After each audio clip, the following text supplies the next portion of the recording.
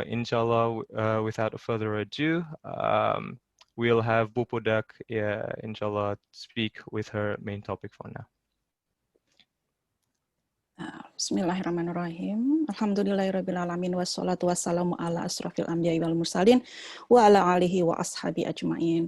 Rabbi shrah li sadri wa yassir li amri wahlul 'uqdatam min lisani yafqahu qawli. Amma ba'd. Assalamualaikum warahmatullahi wabarakatuh. Untuk semuanya, semoga semuanya on a good mood ya, in a good mood karena sekarang it's the weather is it's better than yesterday ya, dan hopefully bisa membuat mood kita semakin baik. For this topic or for this session, I would like to talk in Indonesia, yeah, and then I try to speak slowly. Tapi kalau misalnya I forgot about it, I've already prepared PowerPoint in English. Yeah. So untuk membuka pembahasan kita, yeah. So this one, can you see? Yeah. Yeah. So why is mental health important? Yeah. Sekarang semua ada banyak orang ya yang apa sih mental health itu, it's not important. Kalau misalnya kita sholat aja udahlah enough gitu. Tapi ternyata sebenarnya mental health itu on spectrum gitu. Jadi spektrumnya tuh luas sekali. Entah itu spektrum dalam hal macam-macam mental health issues, atau juga symptoms-nya juga luas sekali, masing-masing orang kadang-kadang berbeda. Kemudian yang ketiga adalah juga kondisinya pun juga kondisinya pun juga on spectrum. Jadi mohon maaf untuk teman-teman yang sudah pernah mengikuti session saya tentang mental health, just bear with me supaya kita bisa ada satu satu platform untuk memahami mental health ini. Jadi nanti kalau misalnya ada pertanyaan akan lebih enak pembahasannya. Nah, ini mental health sekarang kalau tipe-tipenya atau zonanya, kalau saya membaginya menjadi zona ya. Jadi ada 4 zona the mental health on spectrum itu. Ada zona hijau yang healthy, zona yang kuning ya responding atau reacting, kemudian zona yang orange ya injured atau sedang dalam keadaan struggling, dan kemudian zona yang merah yang crisis, yang ini sudah dalam posisi atau dalam zona yang illness ya, mental illness. Nah, kondisinya kalau misalnya kita itu tuh mood kita itu tuh normal, fluctuation-nya itu tuh normal, kemudian juga tidak ada permasalahan secara fisik ya. Karena apa? Karena mental health difficulties atau mental health issues itu tuh ada pengaruhnya, sangat banyak pengaruhnya kepada physical health juga gitu. Nah, kalau misalnya kondisinya masih physically well, bisa in control ya dalam keadaan kesedihan maupun kemarahan, kekecewaan itu masih bisa dikontrol, berarti masih dalam zona yang hijau. Nah, kalau misalnya kita sedikit nervous ya, kalau misalnya saya sekarang aduh, saya harus present ini ke Anda ini, saya nervous ini gitu. Tapi saya masih bisa control my nervousness gitu, itu masih dalam keadaan zona yang kuning ini. Tapi kalau misalnya karena saya nervous, akhirnya kemudian perut saya sakit, kemudian kepala saya itu tuh sakit, kemudian saya ingin throwing up misalnya ya, dan itu terjadi berhari-hari, tidak hanya 5 menit, tidak hanya 1 jam, tidak hanya 1 hari saja, tapi berhari-hari, maka ini sudah masuk ke dalam zona yang oranye. Dan yang kalau misalnya itu lebih, jadi misalnya kemarahan, misalnya saja kemudian jadi marah kepada anak-anak saya, kepada suami saya sering melempar-lempar apa namanya tuduhan misalnya seperti itu ya tanpa alasan misalnya. Kemudian rasanya capek, tapi capeknya bukan capek karena habis melakukan sesuatu gitu, atau yang lain lagi. Nah, itu sudah masuk ke krisis, ya zona yang krisis. Nah, kenapa ini perlu diperhatikan? Karena berbeda zona, berbeda juga apa namanya bantuannya atau apa yang harus dilakukan. Kalau misalnya masih dalam zona hijau dan zona kuning misalnya, ya kalau misalnya terjadi apa-apa masih bisa self care di sini, ya bisa misalnya sholat atau berdoa atau zikir segala macam, ya atau misalnya saya kok apa curhat kepada suami saya atau pada anak saya, aduh kok ibu kok nervous ya, bla bla bla bla bla, and then after that saya bisa tenang misalnya. Nah, itu masih dalam keadaan zona yang hijau dan kuning ini gitu. Masih bisa self care, masih bisa menyelesaikan itu misalnya dengan social support misalnya. Tetapi kalau misalnya sudah zonanya itu zona yang oranye dan merah, nah ini perlu membutuhkan professional help di sini ya, baik itu tuh GP atau misalnya talk to somebody yang punya apa namanya ilmu tentang mental health dan lain sebagainya. Nah, sekarang kalau misalnya dalam kondisi yang sekarang kita sudah hampir 6 minggu ya kita lockdown ini. Terus kemudian nanti pun masih ada ditambah lagi 2 minggu dan hari ini kayaknya kita mau easing deh ini ya yang terakhir apa namanya conference yang terakhir dari Kang Mas dan Daniel Andrews itu, dan ini sangat mempengaruhi, kondisi seperti ini mempengaruhi. Karena apa? Karena the future is kind of bleak, gitu. Nggak ada kejelasan, kita nggak bisa mengontrol. Nah, apa namanya, kehilangan kemampuan untuk mengontrol besok bagaimana itu tuh sangat mempengaruhi mental health kita. Jadi hopelessness misalnya ya, kemudian bisa juga excess stress. Jadi karena financial pressure, karena sekarang sudah susah sekali untuk mendapatkan pekerjaan misalnya. Disruption rutin itu pun juga sangat mempengaruhi. Decrease social outlet ya karena kita isolated sehingga kemudian kita terpengaruh juga. Bisa juga karena decreasing freedom. Aduh, biasanya saya itu tuh apa kalau Sabtu atau Minggu nge-mall nih gitu. Tapi ternyata nggak bisa.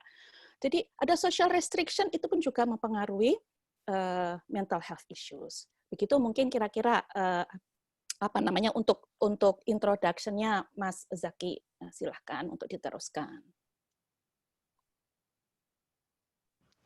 Fantastic. Thank you very much, Pupudak. I feel like it's a really good start in order to have a good basis for everyone to share and understand for a topic in terms of mental health. So just to quickly summarize what Pupudak has said, especially for those, who may be in the same boat as me, who, might not have their Indonesian quite up there. So what Pupudak has said that, our mental health lies in a spectrum, and this spectrum, entails the bad and good, has the mood fluctuations. However, it's when it becomes excessive and when it also, is present for longer than a period of time is when you start needing to have help from those particularly around you, and then and if it gets worse to a stage that what you classified as an orange stage or a red stage, then this is the time for professional help. And I feel like a lot of discussions can arise from seeking mental help and the stigma around it, and say that for the discussion phase. Inshallah, we'll have Bang Irfan also have his quick input in regards to his own introduction and also setting the stage of what he'd like to talk about. And inshallah, his topic will be around mental resilience and how to stay happy during tough times. So without further ado, I'll give the stage to Bang Irfan. Oke, Assalamualaikum warahmatullahi wabarakatuh. Terima kasih telah mengundang saya untuk berbagi tentang mental health resilience di teman-teman YIMSA. Dari data yang saya dapatkan, ada 15,6 juta jiwa penderita depresi di tahun 2019 ya. Itu berarti ada 6% dari penduduk Indonesia yang mengalami depresi. Itu berarti kalau ada 26 orang di Zoom ini, 1,5 menderita depresi. Jadi kurang dari 26 orang yang ada di sini mungkin 1 atau 2 orang mengalami depresi. Yang terdata di WHO itu biasanya depresi yang sudah masuk ke rumah sakit atau depresi yang berat. Karena depresi itu kayak spektrum seperti yang tadi Mbak Budak sampaikan. Kalau ada 1 banding 26 berarti ada 1 yang berat, kemudian nanti ada 5 sampai 10 yang medium, kemudian nanti ada yang mild lebih banyak lagi. Apa yang mau saya sampaikan dengan data ini? Mental health itu kayak kita lagi flu gitu. Di sini kan nggak ada orang yang nggak pernah flu ya. Ada nggak orang yang nggak pernah flu atau nggak pernah panas badannya melebihi 30 derajat Celcius seumur hidupnya gitu. Dia selalu sehat dan tidak pernah panas gitu. Nyaris nggak ada menurut saya gitu. Anda pasti pernah mengalami flu dan Anda pasti pernah mengalami suhu badan Anda di atas 37 derajat. Apa yang mau saya sampaikan di situ? Ya, Anda juga pasti pernah ngalamin di mana situasi-situasi buruk yang tanda-tanda depresi mungkin muncul gitu. Nah, gimana caranya supaya kita bisa move on? Ya kita harus bisa resilience dan paham apa sih yang menyebabkan orang bisa terpuruk, jatuh, dan ada yang menyebabkan orang bisa naik. Nah, secara gampang saya biasanya bagi cuma 3 saja gitu. Nah, ini Zaki sudah kasihnya, tapi nggak apa Zaki kalau misalnya. Secara gampang saya bagi 3 saja. Jadi masalah manusia cuma 3 aja, ringan, sedang, berat. Nah, ringan, sedang, berat. Sorry. Lewat Zak. Ringan, sedang, berat. Saya pakai ilustrasi begini. Kalau ringan itu kayak Anda kena flu ringan. Gitu. Anda kena flu ringan ya tidak akan membuat Anda terganggu secara fungsi psikologisnya. Kalau sedang, dia cukup mengganggu, tapi Anda masih mampu beraktivitas. Kalau berat itu Anda kehilangan atau berhenti sebagian besar fungsi psikologis dan aktivitas Anda. Yang ringan, sedang, berat. Gitu. Jadi dari situ saya ingin sampaikan bahwa takut, cemas, atau menunjukkan gejala depresi yang ringan itu is okay gitu sama kita flu. Yang kita perlakukan adalah konsul ke dokter, minum obat. Dalam konteks minum obat itu artinya melakukan tindakan-tindakan yang dapat membuat kita resilience dan kemudian kita akan kembali sehat. Dan dalam tingkat yang kecil atau sederhana, anxious itu membantu kita untuk lebih mawas diri dan lebih sanggup menghadapi beban yang berat. Nah, bedanya apa sih kalau misalnya orang yang resilience sama enggak? Orang yang resilience itu sederhana saja. Dia bisa menerima masalah seperti masalah itu apa adanya. Ya kalau masalah itu berat, dia terima bahwa itu berat. Kalau masalah itu ringan, dia terima itu ringan. Kalau masalahnya itu sedang, dia terima itu sedang gitu. Dia tidak melebih-lebihkan, tapi juga tidak mengurang-urangi. Nah, makin dia mampu menerima, itu makin cepat dia pulih. Gitu. Karena sesuatu yang Anda tidak genggam, tidak mungkin Anda lepaskan. Sesuatu yang tidak Anda terima, tidak mungkin Anda bisa lewati gitu. Nah, itu kata kunci sederhana. Nah, orang resilience seperti itu. Dia mampu menerima masalah itu sebagaimana masalah itu adanya. Kalau masalah itu berat, dia terima itu berat dan dia akan melewatinya. Kalau masalah itu ringan, dia akan menghadapinya seperti apa masalah itu. Dan kalau masalah itu sedang, dia akan menghadapinya seperti apa masalah itu. Nah, dari situ, dari cara kita menghadapi masalah sebagai apa adanya, kita akan mampu mengembangkan keterampilan resiliensi. Dan menariknya resiliensi itu bukan given ya, dia latihan. Sama kayak misalnya saya kebetulan lari maraton ya. Lari terjauh saya itu adalah 133 kilo. Saya lari sekitar 31 jam. Nah, kok saya bisa begitu? Ya karena saya latihan gitu. Sama kayak misalnya kok ada orang yang bisa melewati masalah berat dan ada orang yang tidak melewati masalah berat. Kok ada orang yang masalahnya kayaknya ringan tapi jadi berat gitu. ya itu tergantung apakah Anda terlatih atau nggak terlatih aja gitu. Kalau Anda makin terlatih, Anda makin baik dalam menghadapi masalah. Kalau Anda tidak terlatih, Anda makin sulit menghadapi masalah. Bagaimana Anda bisa terlatih? Ya Anda belajar kepada orang yang memang bisa melatih Anda gitu. Kalau kita fitness ada PT-nya itu atau ada coach-nya. Nah sama, datang ke psikolog, datang ke ustadz, atau datang orang yang mengetahui tentang mental health, seperti kita datang ke fitness untuk olahraga gitu. Kita diskusi, kita konsul dengan dia, dan kita mendapatkan aktivitas-aktivitas yang kira-kira membuat kita menjadi terlatih otot resilience-nya.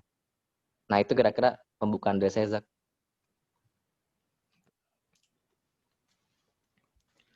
Thank you so much, Bang Irfan.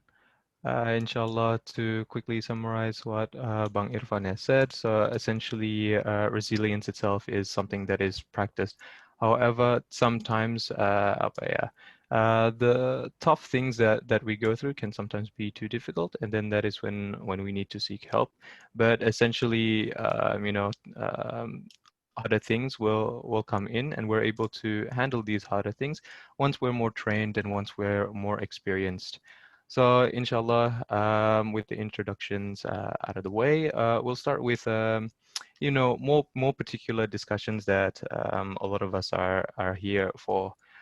So and then we can start one with that seems a bit more controversial. So it's more particular about like Islam and culture, and particularly around the misconceptions. So from what we know and from what we've heard, I know a lot of friends that don't visit therapists, and this is what I've heard from some of my parents and perhaps some of their parents also, that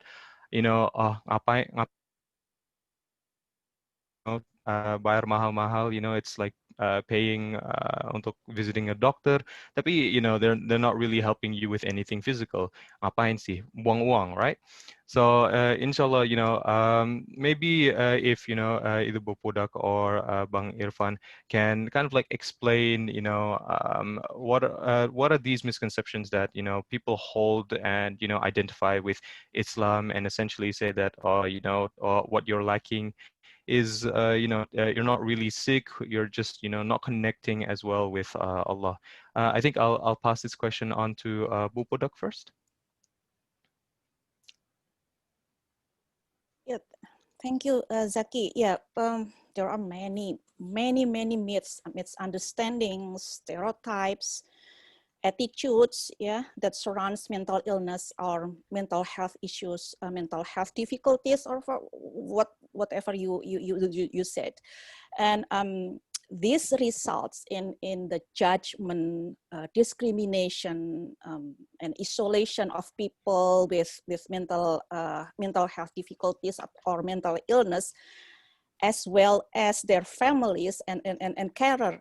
So in Muslim communities, well, it's not only Muslim communities actually, there and the communities as a whole, the society as a whole, these myths towards mental health issues or mental health difficulties or mental illness are added by a myth, or that's caused by, for example, for sihir, a magic, black magic, for example, or being possessed by jinn, or they said that you just apa ya namanya ya, just snap of it gitu ya, maksudnya kamu cuma caper gitu, cari perhatian saja misalnya, atau dianggapnya you just low iman karena kamu jauh dari Allah sih, makanya kamu ungrateful dan lain sebagainya. Jadi banyak hal-hal yang maaf kita bisa lihat di sini. Maaf ya, I'll still share this one.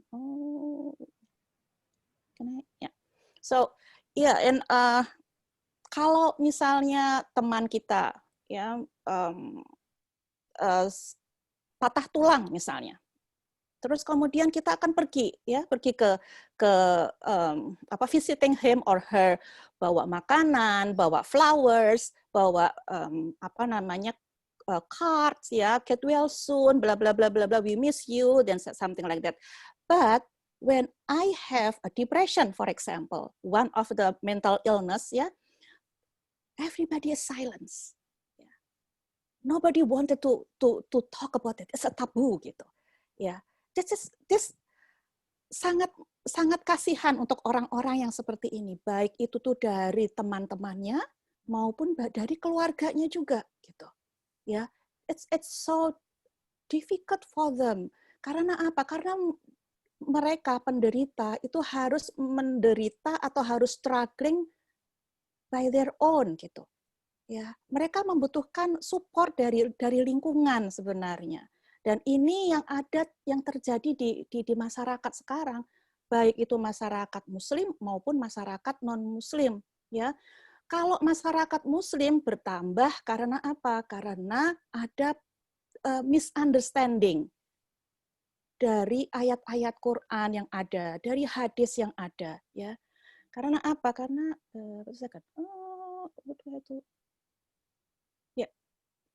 so for example, in the Quran itu banyak sebenarnya beberapa ayat. Ini ada hanya beberapa ayat saja yang saya sampaikan di sini.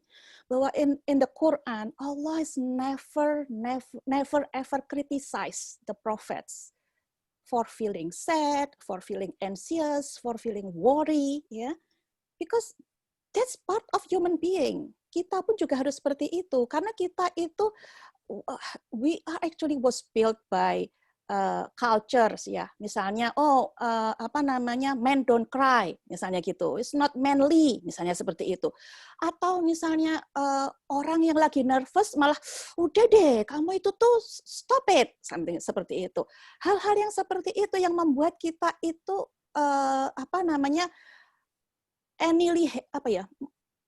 menihilkan perasaan gitu, menihilkan perasaan yang sebenarnya itu adalah dari Allah gitu.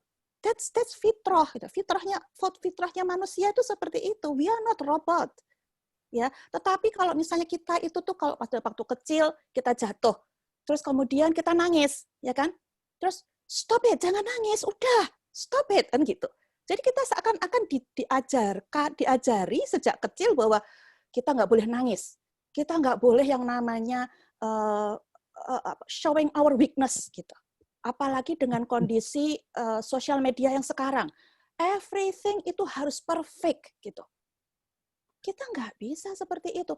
Bahkan misalnya kalau misalnya saya lihat ada beberapa ibu-ibu muda di sini kan di dalam masyarakat itu dibilang bahwa masyarakat itu expect mothers to be a superwoman gitu kan. Harus bisa ini, harus bisa itu, dan lain sebagainya. And then kita nggak bisa keep it up on it gitu. Karena apa? Karena kita manusia. Kadang-kadang kita capek, kadang-kadang kita harus komplain, kadang-kadang kita harus nangis misalnya gitu. Tapi karena kita build up supaya menjadi orang yang perfect, akhirnya kita melupakan bahwa kita itu tuh punya perasaan. Kita itu boleh kok feeling sad. Kita nggak apa-apa kalau feeling anxious. Kita kalau worry itu bukan show our weaknesses, because we are human gitu. Di dalam Al-Quran juga dikatakan pada waktu Rasulullah Shallallahu Alaihi Wasallam itu tuh sangat sedih, sangat worry, sangat anxious karena tidak ada umat yang percaya kepada beliau. Allah tidak criticize Rasulullah Shallallahu Alaihi Wasallam. Kan di surat Al-Hijr, kemudian di surat Al-Kahfi pun juga dikatakan seperti itu gitu. Bahwa Allah itu mengajarkan kepada kita bahwa hey, you have feelings. Accept your feelings, kan gitu. Kemudian juga kalau misalnya di dalam surat Al-Qasas, pada saat kalau misalnya teman-teman ingat tentang cerita ibunya Nabi Musa yang mendapatkan mimpi untuk melarung itu send the baby Musa on the river, ya kan? Sedihnya bagaimana seorang ibu itu tuh harus meninggalkan bayinya gitu kan, dan di situ dikatakan gitu, the heart of Musa's mother became empty. Itu part of kesedihan yang mendalam. Juga pada waktu di surat Yusuf, pada saat Nabi Yakub itu tuh sangat sedih karena kehilangan Nabi Yusuf dan kehilangan adiknya, ya kan? Beliau itu nangis berhari-hari, berminggu-minggu, sampai apa? Sampai matanya itu buta karena menangisnya itu. Nah, ini pun juga di acknowledge gitu oleh Allah. Juga pada waktu Maryam radhiyallahu Maryam alaihissalam. Di sini dikatakan bahwa pada saat Ibu Maryam itu tuh hamil tanpa laki-laki, bagaimana beliau itu tuh sangat malu, ya kan? Karena society melihat dia menjadi orang yang wanita yang tidak benar. Dalam keadaan sudah begitu, ditambah lagi orang perempuan itu kalau yang namanya hamil itu tuh kan capeknya bukan main, ya sangat sangat membutuhkan mental fisik yang kuat. Dan di sini she withdrew with him to a remote place gitu. Karena apa? Karena udah gak kuat rasanya melihat mendapatkan ocehan-ocehan dari masyarakat. Ya, and then kemudian pada saat akan melahirkan dalam keadaan yang sakit seperti itu, sempat beliau itu tuh mengucap, "Oh, I wish I had died before this and was in forgotten." Ya, this is sangat seperti seakan-akan sudah nggak kuat lagi ini. I wish I would die gitu ya. Dan itu tuh di-acknowledge oleh Allah gitu. Tidak malah apa sih kamu itu kan mendapatkan tugas dari Allah, kamu tuh harusnya bersyukur. Enggak pernah dibegitukan. Ya. Jadi sebenarnya Islam itu sangat meng-acknowledge perasaan gitu. Karena itu adalah fitrah dari manusia.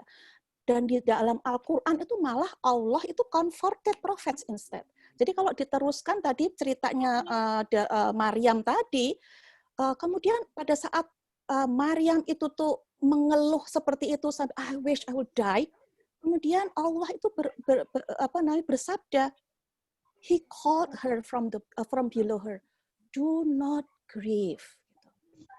Jadi mudah-mudahan pembahasan ini itu bisa membuka perspektif kita gitu loh.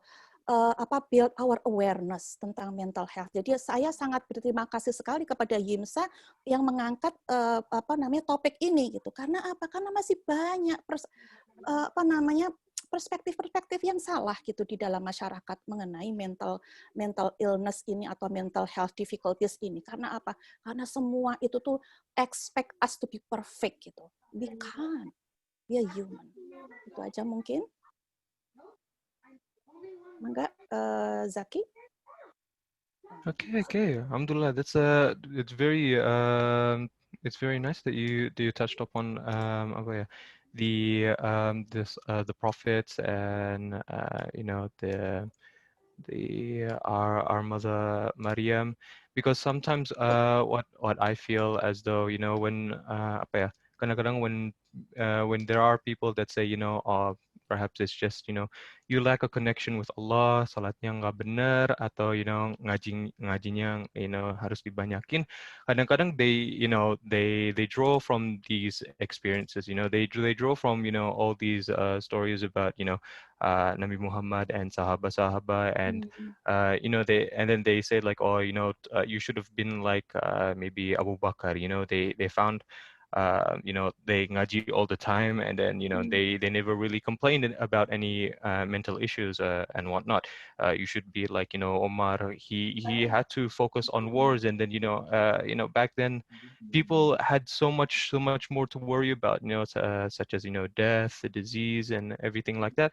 We have it good, and then we don't struggle too much.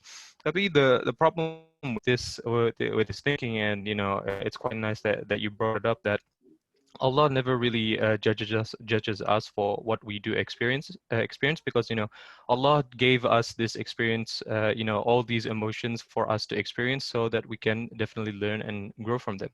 And what I feel like, as a lot of the times, kadang-kadang what we do to all these sahabas and all these stories that we do here when we're younger, even our parents, we put these people on a pedestal and make them feel like, oh, they're not just human, they're above human, and we have to be like them.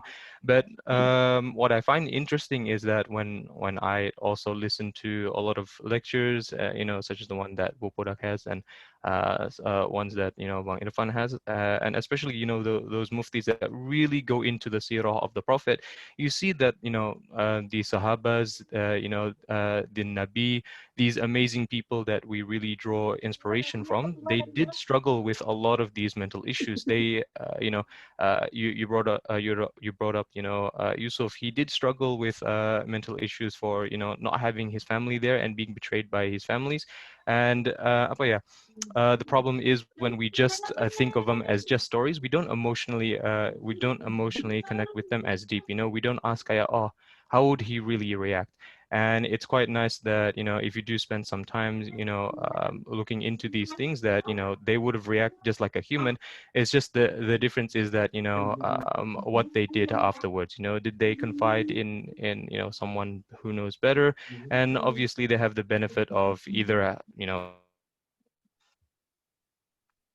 direct line from Allah, as either as being prophets, you can talk directly to Allah and He can comfort you directly, or you can talk to the next best thing, which is Prophet Muhammad. And at the time, the Sahabas, they had access to that. However, at the moment we aren't able to access to that.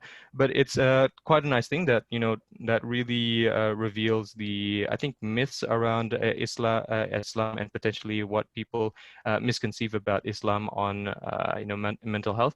But I want to draw on into a cultural kind of aspect towards these myths, particularly when you mentioned that sebagai a woman, you need to be able to do everything. You need to be able to cook. You need to be able to take care of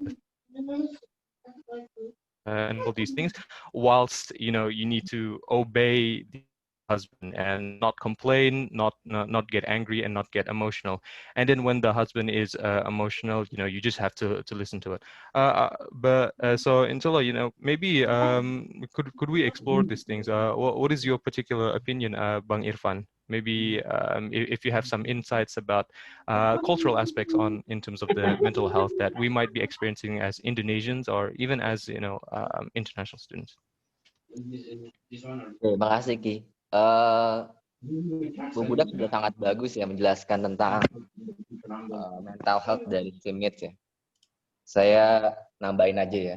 Jadi auzubillahi minasyaitonirrajim, kalau kita baca surat An-Nas itu kan sering banget kita baca ya. Di ayat terakhir kan qul a'udzu birabbin nas malikin nas ilahin nas min syarril waswasil allazi yuwaswisu fi sudurin nas minal jinnati wan nas. Di ayat terakhir E-nya itu kan ada allazi yuwaswisu fi sudurin nas minal jinnati wan nas. Kata sudur itu dalam tafsir kalau dibahas itu nggak cuma bicara qalb, tapi bicara fungsi dari qalb. Qalb itu kan hati atau fungsi kognitif, fungsi afektif, dan fungsi psikomotorik ya.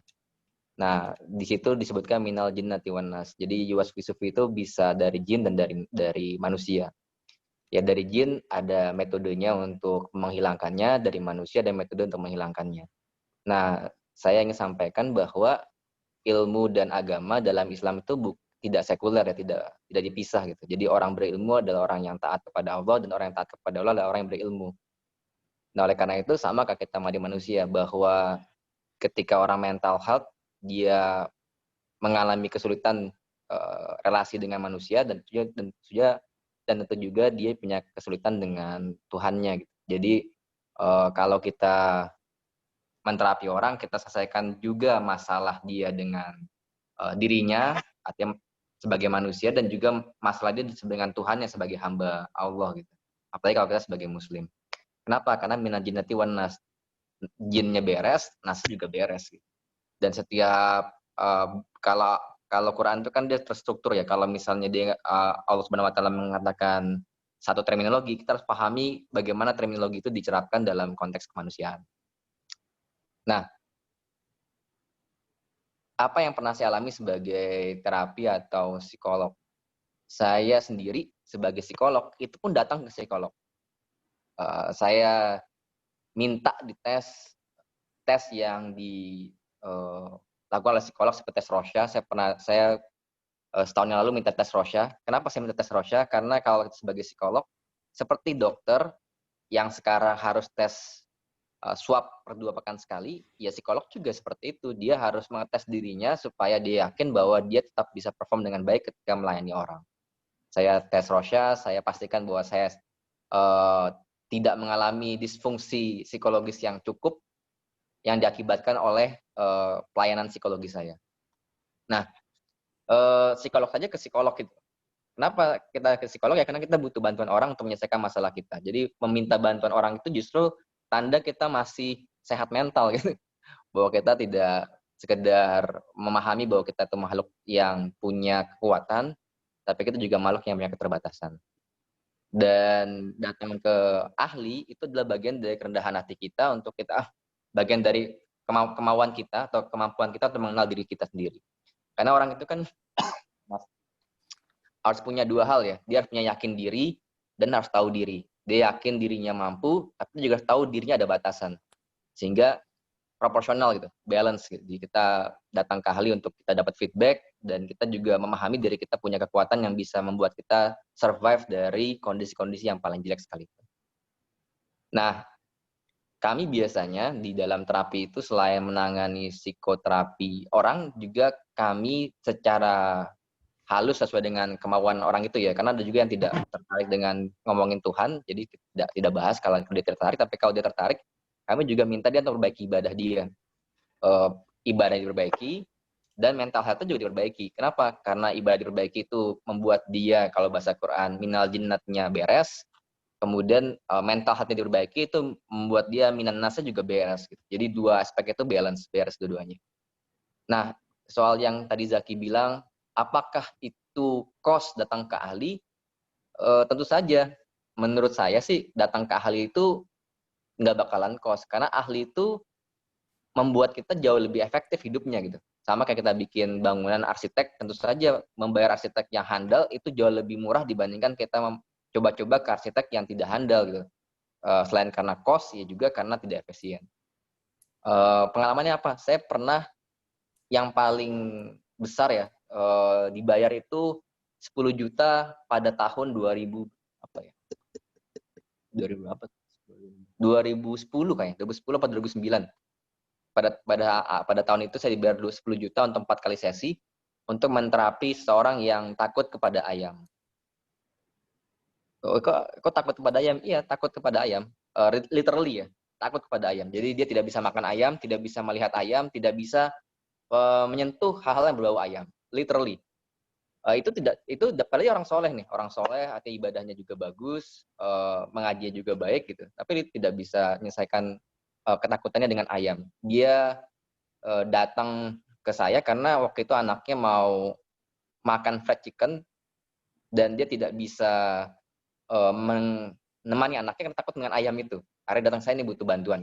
Nah, kita terapi 4 kali, alhamdulillah beres. Dan ternyata masalahnya bukan dengan ayam, tapi masalahnya dengan relasi dia dengan orang tuanya yang kemudian dipersonifikasi dengan ayam. Kok lucu bang? Ya seperti itu emang manusia itu, kadang-kadang lucu gitu. Tapi itu literally emang kita hadapi gitu. Benar-benar kejadian nyata, ini yang saya kisahkan kejadian nyata yang saya ini kan. Kok kenapa? Dan menyelesaikan masalah dengan ayam itu nggak cuma menyelesaikan masalah dengan ayam, tapi juga menyelesaikan masalahnya dengan dirinya sendiri, menyelesaikan masalah dengan isu orang tuanya, menyelesaikan masalah dirinya dengan inferioritas dia, menyelesaikan masalah dia dengan dia merasa tidak mampu dan segala macamnya. Alhamdulillah waktu itu ketemu saya itu dia levelnya harusnya sudah manajer di satu perusahaan bonafit, tapi dia nggak ambil kesempatan itu karena dia merasa rendah diri dan takut. Begitu terapi itu dia sekarang direktur salah satu BPRS terbesar di Jakarta. Jadi luar biasa gitu. Bagaimana menyelesaikan masalah orang itu membantu banyak hal dalam hidupnya. Kalau diangkakan pencapaian dia hari ini dengan angka itu kecil banget gitu. Itu saya ambil contoh yang ekstrim ya. Walaupun saya juga banyak sekali yang tidak berbayar gitu, saya berikan atau saya tanya kepada terapi, Anda sanggup bayar berapa gitu untuk masalah Anda. Kenapa pertanyaannya Anda sanggup bayar berapa untuk masalah Anda? Saya hanya ingin menyampaikan kepada klien, masalah Anda itu tanggung jawab Anda. Jadi bawa kita ke dokter karena kita sakit flu, pada dasarnya kita meminta bantuan dia untuk memfasilitasi kita supaya sembuh. Tapi tanggung jawab sembuh itu ada tangannya Anda gitu. Dokter atau ahli itu membantu gitu. Dan karena dia punya keahlian ya kita memberikan dia kontribusi yang cukup. Makanya saya biasanya kalau ada orang mau terapi ke saya tanya dulu ke dia, Anda mau bayar berapa untuk masalah Anda? Angka yang kira-kira membuat Anda sungguh-sungguh mau tanggung jawab menyelesaikan masalah Anda. Kenapa? Karena saya bukan penyembuh yang bisa menyembuhkan langsung diri Anda. Saya termasuk orang yang sejalan dengan kata Ibnu Qayyim al-Jauzi, yang bisa menyembuhkan dirinya cuma dirinya dan Tuhannya gitu. Jadi tugas saya adalah membantu dia untuk kenal dirinya dan membantu dia kenal dengan Tuhannya gitu. Dan how much it cost ya? It depends pada orang itu seberapa mau dia sungguh-sungguh. Jadi value uang itu buat kami sebagai psikolog adalah value kesungguhan dia untuk bisa tanggung jawab untuk dirinya sembuh. Kenapa? Karena mental health is your responsibility gitu. Tanggung jawab kamu itu. Misalnya gini, saya tiba-tiba kena penyakit jantung. Jangan salahkan dokter jantung dong, atau jangan salahkan makanan, tapi salahkan juga dirimu yang kenapa nggak disiplin memilih makanan yang sehat buat dirimu gitu. Sama, Anda mengalami mental health dan depresi, jangan salahkan orang tua Anda, jangan salahkan pelecehan yang Anda alami, jangan salahkan itu. Anda responsible dong terhadap pilihan Anda. Kenapa? Karena yang tidak diberikan oleh Allah kepada makhluk lain selain manusia adalah pilihan. Itu diberikan benar-benar full kepada manusia. Oleh karena itu kalau kita baca Quran, kenapa Yusuf disebut sebagai ahsanul qasas, kisah yang paling baik karena Yusuf mengalami semua kejadian buruk yang pernah dialami manusia.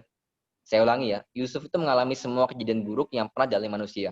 Dia mengalami pelecehan seksual, dia mengalami rasa iri orang tua, rasa iri saudaranya, envy dari saudaranya, dia mengalami dibuang, dia mengalami percobaan pembunuhan, dia mengalami difitnah dan dibunuh karakternya, dia mengalami masa penjara, dia mengalami dijual sebagai budak. Jadi hampir semua yang pernah Anda tahu tentang faktor yang membuat orang depresi dialami oleh Yusuf. Gitu, dan survive gitu. Kenapa Yusuf survive? Sederhana aja. Yusuf mengatakan, saya memilih dibimbing oleh Tuhan saya. Saya memilih jalan saya. Jadi kalau kita baca benar surat Yusuf itu, kita akan melihat bagaimana Yusuf sadar betul bahwa apapun yang dia lakukan itu responsibility di tangan dia. Makanya ketika Yusuf itu bertemu dengan Tuhan, bertemu dengan saudaranya, bertemu dengan ininya, dia di awal surat Yusuf ya kan ada matahari sujud kepada dia, ada bintang sujud kepada dia. Kenapa sampai seperti itu? Karena begitu mulianya Yusuf dengan pilihan-pilihan dia. Gitu. Nah, kalau kita belajar dari Yusuf, sederhana saja bahwa segala macam keburukan yang kita alami itu tidak bisa kita menyalahkan orang lain. Tentu saja ada orang lain berkontribusi, tapi kita nggak bisa nyalain orang lain. Kita harus mengambil pilihan bahwa kita bisa survive, gitu. Kita bisa resilience, kita bisa melatih diri kita. Itu kira-kira Ki.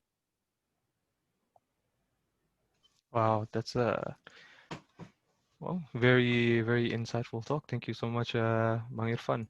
So just to quickly summarize, I believe what Bang Irfan said is that, essentially going to a therapist and all these people that are professional is very invaluable because it's not just, I guess, you're not just paying, $1,000 for berapa session, but essentially you are improving the lifestyle that you'll be having for the foreseeable future, perhaps, the rest of your life. And I think he brought up a really good example. Let's say, if you couldn't eat chicken and then everybody really loves chicken because I know I love like KFC a lot, but then if I had to live with that, if I wasn't able to move on from that, it honestly feel really terrible. So I guess the degree of how much it affects your life, whether it's depression, anxiety, or phobia, I think it's really important. But Bang Irfan, you seem to be coughing quite a lot. It's not it's not COVID, right? Saya di swab 8 kali, Ki. Oh, okay. Kenapa udah the results come back yet? Bukan COVID. Ini kampusnya negatif ya. Ini saya alergi dingin sekarang. Jadi begitu kena AC dan perutnya belum makan cukup, saya makannya banyak gitu. Jadi kalau makannya kurang dibanding yang saya butuhkan, saya akan batuk. Oh, yeah, I remember. Aku lupa there were like different body types. Ectoderm ya, kalau nggak salah yang perlu banyak makanan, but you don't really Iya. grow. Oh, don't worry. I was pretty much the same thing, but I think now I'm getting fatter because I just stay home. Uh, but yeah, going back to the topic, inshallah, you know, your cough nanti disembuhin oleh Allah, and hopefully you get around to that juga. But yeah, I think it's really nice that you did draw like to how invaluable professional help can be, and it's quite interesting that you did apa ya, brought up terus highlight the story of Yusuf. He experienced so many different things that, you know, we human as could possibly experience, and that inshallah when we derive a lot of inspiration out of it, what we can get as a message at the end of the day itu adalah, you know, the only one for I believe mental health, the only one that can cure you itu sendiri dan Allah. Tapi of course, you know, having you know, yang ahli yang bisa bimbing, you know, guide you through that process of healing is very important. You know, I think the best, I would say, example of, you know, letting someone more professional help you out is, I guess, in the time of the Prophet. I believe it was the battle of, you know, the Battle of Khandaq. Remember, they were just thinking of, you know, different strategies, you know, how to deal with, you know, there's going to be, I believe it was like 10,000 of the, you know, polytheists of the Jahil coming into to Medina, wanting to kill everyone, wanting to finish off the Muslims, all the tribes coming together. And then, you know, even though the Prophet, you know, he's the, you know, he gets direct inspiration from Allah. We recognize him as one of the smartest men, as one of the most self-aware men, and he has been, you know, a fantastic general who knows a lot about, who knows how to lead his people, and who knows a lot about battle. But at the end of the day, who did he turn into to, you know, finalize the strategy? He went to Salman al-Farisi, a Persian man who devised the the strategy of the trench gitu, and that alone, because of that strategy, and because, you know, even the Prophet, who we recognize as the most high, as the most intelligent one of us, still asked for advice, still, you know, let other people guide him, shows that, you know, we are allowed to seek for help, even though it might not seem as something good, or even if we can see that, you know, we can do it ourselves. It's, you know, they're a professional for a reason, and, you know, it's okay to ask for advice. Tapi alhamdulillah, you know, in terms of the the myth, stigma, and then, you know, Islam's perception onto mental health, alhamdulillah, I feel like it has been satisfactory and Bang Irfan. Inshallah, hopefully this one will be a bit more specific, as in, so jika kita ada teman atau saudara yang you know, have all this you know, a mental illness, gimana approach-nya? Jadi what is some things that we should say or we should do, and what are some things that we should not do, and vice versa. So inshallah, I'll let Bu Pudak first take this, and then we'll have the insights of Bang Irfan later on. Yeah, thank you, Zaki. Before that, ya kan, jadi kan ada there are two sides ya.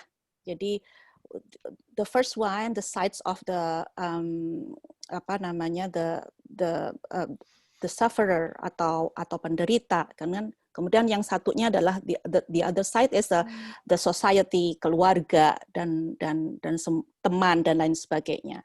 Nah, kalau sekarang sebelum saya bercerita tentang how we do have, what kind of sentence or what do we have to say ya, untuk orang yang atau teman yang mengalami depression atau anxiety atau other mental illnesses, saya bercerita dulu deh yang pertama ini dulu gitu ya, yang the apa namanya, the mental illness sufferer gitu ya.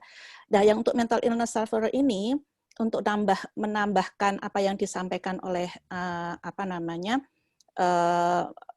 Mas Irfan tadi gitu ya. Kita kembali ke masalah tadi itu, zona tadi. Kalau misalnya saya kan zonanya ada 4, ya kan?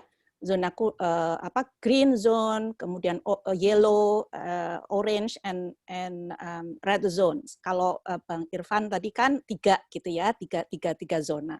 Nah itu apakah kita perlu ke terapis? Ya depend. Ya depend kita ada di mana zona kita, ya kan? Kalau misalnya di zona kita ada di, kalau pakai pembagian zona saya, zona yang orange dan zona yang merah, ya we need to go to the therapist, we need to go to the GP dan lain sebagainya. Nah, bagaimana caranya nanti kita bisa bahas ya, karena kalau di sini alhamdulillah kita ada bantuan dari Medicare, nanti kita bisa bahas lagi lebih dalam. Nah, kalau misalnya masih zonanya yang masih hijau maupun yang kuning, kita masih bisa self care gitu. Ya. Dan itu depend dalam kondisi itu, depend dari zona-zona itu. Nah, itu ya. Kemudian yang kan kalaupun kita atau salah satu di antara kita itu mendapatkan, kalau saya mengatakan anugerah ya, mendapatkan anugerah mental illness ya, yang di zona orange dan zona merah ya. Jangan merasa kecil hati. Ya. Karena banyak juga teman saya, banyak juga klien-klien saya yang sebenarnya malah dengan adanya mental illness yang mereka dapatkan itu, dia itu malah itu menjadi jalannya dia untuk lebih dekat kepada Allah, lebih cinta kepada Allah. Gitu. Jadi sama seperti cobaan-cobaan hidup yang lain. Mungkin yang teman kita cobaan hidupnya adalah nggak lulus ujian misalnya, nauzubillah min dzalik. Yang satunya nggak keterima pekerjaan, yang satunya sakit karena habis tertabrak misalnya, nauzubillah min dzalik. Kok contohnya kok menakutkan semua. Nah, kalau yang ini ada kan gitu. Oh, ya ini adalah cobaan yang lain, dan Allah itu memberikan cobaan kepada masing-masing umatnya sesuai dengan kemampuan dari umat itu, ya kan? So just be grateful ya, just accept it, ya, accept it, karena acceptance itu adalah pertama kali atau the first step untuk mendapatkan bantuan, ya, the first step of healing proses, ya. Jadi itu adalah part of itu gitu. Bahkan ada gitu ya teman saya yang dan juga ada klien juga gitu yang dia mendapatkan cobaan dari Allah atau anugerah dari Allah berupa mental illness, dan dia malah kemudian sekarang menjadi salah satu mental illness survivor yang membantu orang lain gitu ya, untuk debunking the misconception of mental illness gitu. Jadi semua itu sebenarnya sudah ada the story atau the scenario that Allah given to us itu sebenarnya very beautiful. Salah satunya adalah dengan cara mendapatkan mental illness itu, kalau misalnya ada yang mendapatkan mental illness gitu ya. Itu yang pertama. Kemudian yang kedua, bagaimana kalau misalnya itu kan tadi kalau kita yang mendapatkan, ya kan? Bagaimana sekarang kalau orang lain atau teman lain atau keluarga kita yang mengalami itu? Oke, what a second.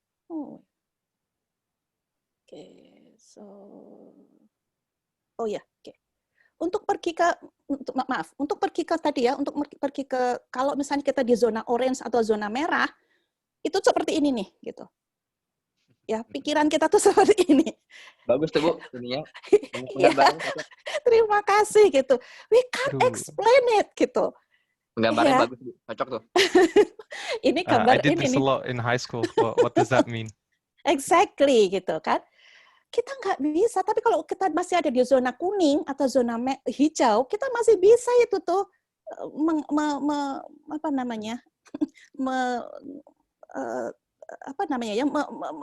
ngambilin satu-satu gitu. Tapi kalau sudah di zona oranye, bahkan di zona merah, udah nggak bisa. We can't explain it gitu. Jadi itulah makanya perlu bantuan dari terapis atau kemana ya, karena seeing a therapist doesn't mean there's something wrong with you. bahkan si yang terapis itu adalah personal growth. Ya, that's the most important thing gitu. Jadi ini adalah kita harus stop stigma ya. Kalau pergi ke terapis itu adalah wah saya takut jadi gila. Karena ada salah satu klien saya itu yang saya referkan untuk pergi ke psikologis, dia nggak mau. Benar-benar dia nggak mau. Meskipun saya sudah kasih tahu bahwa kalau pergi ke psikologis atau ke psikiatris atau misalnya ke chaplain ya, kayak misalnya pergi ke saya gitu, itu semuanya tuh rahasia, itu tuh dipegang gitu ya. Tapi dia nggak mau. Karena apa? Karena takut orang lain menganggap dia gila. Gitu. Ya, jadi kondisi seperti ini yang harus di stigma seperti ini harus di mana ya? Sebentar. Yang mana tadi? Nah, ini dia. Oh, it's the second. Mohon maaf, sebentar ya. Nah, ini. Ya. Apa yang ini yang di sini dikatakan ya, what not to say to someone with mental illness, health difficulties atau illnesses. Jadi konsepnya di sini adalah apa? Don't judgment, non-judgmental. Ini yang harus kita pegang.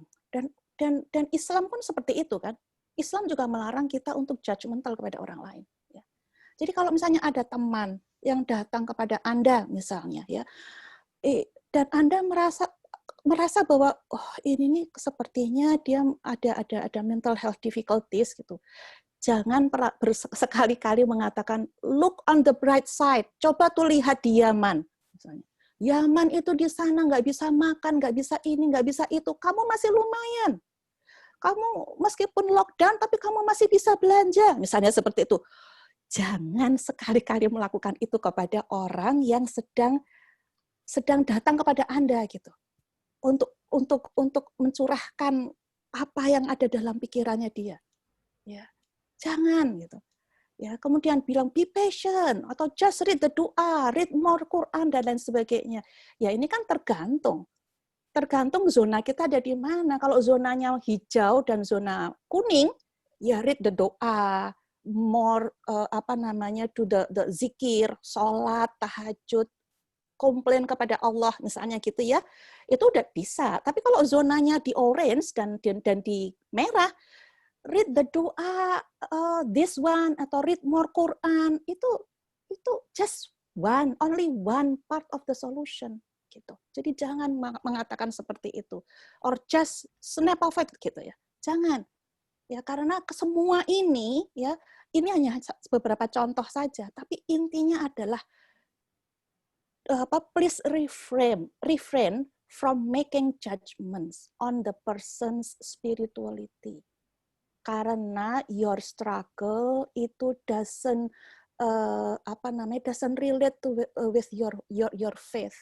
Your strugglings itu tidak mencerminkan secara keseluruhan dari depression itu, karena depression atau mental illness itu macam-macam kan. Bisa juga karena biological things ya, misalnya kalau mohon maaf kalau misalnya ganti IUD misalnya dari Coperty menjadi Mirena misalnya. Kalau di Indonesia kan Coperty ya IUD. Kemudian di sini nggak ada Coperty ada tapi mahal sekali. Biasanya dipakai adalah Mirena. Ternyata kalau semua orang nggak apa-apa, tapi kok ternyata untuk saya misalnya ya, itu ternyata menjadi hormon saya menjadi nggak karu-karuan. Itu pun juga bisa gitu loh. Jadi mental illness atau mental health difficulties itu bukan hanya sekedar karena ada trauma atau apa. Kadang-kadang pun juga karena ada perubahan hormon. Misalnya juga kalau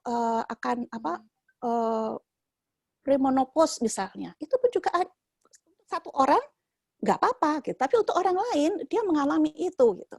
Jadi kuncinya adalah jangan sekali-kali memberikan komen yang berkaitan dengan the person's spirituality. Itu. Ya, karena kalau misalnya seperti itu, I guarantee teman Anda tidak akan kembali ke Anda gitu loh. Padahal pada saat dia datang ke Anda, itu sebenarnya dia itu sudah berpikir lama gitu, siapa yang akan bisa saya diajak ngomong. Ya. You are the one who are being trusted gitu. Jangan sekali-kali kemudian undermine dia, jangan sekali-kali judgment dia, gitu. Ngejudge dia tentang, especially tentang spirituality dia. Masalah nanti, the solutions itu salah satunya adalah read the Quran dan lain sebagainya, itu urusan lain.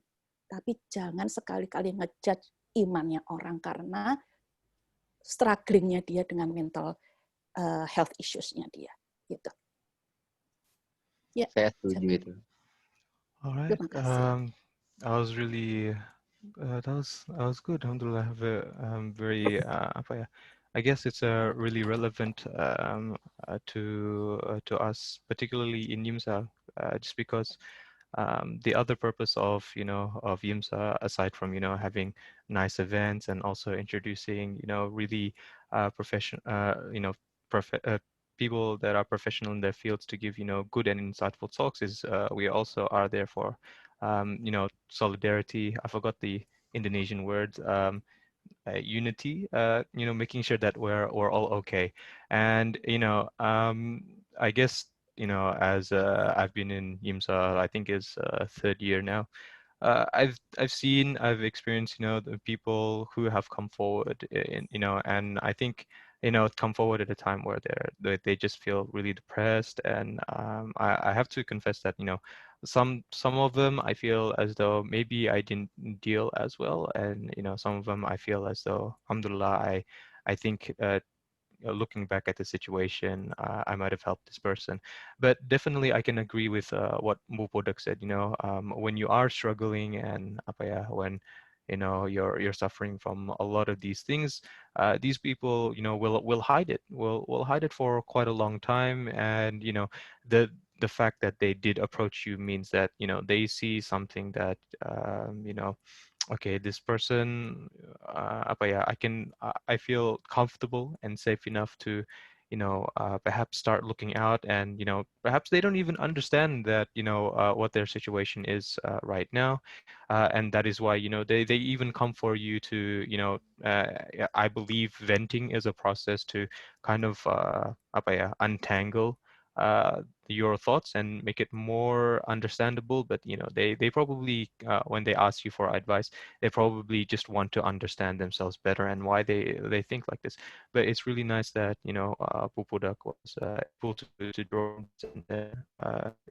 but before moving on, just wanted to remind everyone that if there is for the Q&A, for anyone that wants to ask question to either Bu Podak and Bang Irfan, they can type it down on the forum. They can type it down directly, but then if you want to do it anonymously, you can japri either me or Katika or Namira, and then they'll send it to me, and then I can ask on your behalf. So and inshallah, now that we have Bu Podak side on how we should the approach that we should take when a friend is suffering, what is your opinion, Bang Irfan? Maybe if we can keep this one a bit concise, because we do have one more discussion, a question that I kind of want to go into. But yeah, it's been a really good discussion, and I feel like, of course, one session isn't enough for mental health. It's a very big topic, and it's something that we should spend more time on. But without further ado. Terima kasih, Ki. Jadi yang paling penting itu adalah memahami dengan baik penderita dan keluarga penderitanya ya. Jadi memahami dengan baik itu artinya kita mau mendengarkan dia dan masalahnya, kemudian kita mau memahami dia seperti apa adanya dia, dan kemudian memahami kira-kira apa yang paling baik buat dirinya. Dan oleh karena itu kita harus bertanya. Sebagai orang yang belajar tentang psikologi dan proses terapi, tentu saja ketika melihat orang, saya punya hipotesis gitu, bahwa orang ini begini. Tapi hipotesis itu harus diverifikasi, gitu, dikalibrasi kalau bahasa kita. Sehingga kita ketika mengidentifikasi kebutuhan dari klien jadinya bagus gitu. Nah, sama ketika kita menghadapi orang, kita harus memahami kondisi dia sebagaimana dia apa adanya. Untuk apa? Untuk bisa membantu dia dengan lebih baik gitu. Kalau enggak, nanti kita bisa misconduct gitu. Saya sebagai psikolog pun bisa misconduct dengan klien saya gitu. Kalau saya tidak melakukan protokol yang baik. Nah, contohnya misalnya bertanya, meminta persetujuan, kemudian menjelaskan akibat-akibat yang bisa dia pilih gitu. Misal contoh nih, saya pernah punya klien, lalu saya sampaikan, ini kondisinya kalau kamu teruskan begini, begini, begini. Tapi dia milih untuk teruskan. Ya, kita nggak bisa mengatakan bahwa nggak boleh gitu, karena emang pilihan dia gitu. Walaupun nggak tahu kalau dia milih itu, ya it ends miserable gitu. Itu akan jelek gitu. Tapi kita sudah sampaikan konsekuensinya, kita sudah ceritakan, dan dia memilih hal itu. Ya kita nggak bisa ngapa-ngapain dalam bab itu gitu, karena kita sudah sampaikan rules-nya, kecuali kita pihak authority ya, pihak regulator atau penegak hukum, itu beda lagi kasusnya. Tapi kalau kita sebagai helper, sebagai professional helper, ya kita harus membantu sesuai dengan apa yang dia harapkan dan apa yang dia butuhkan gitu.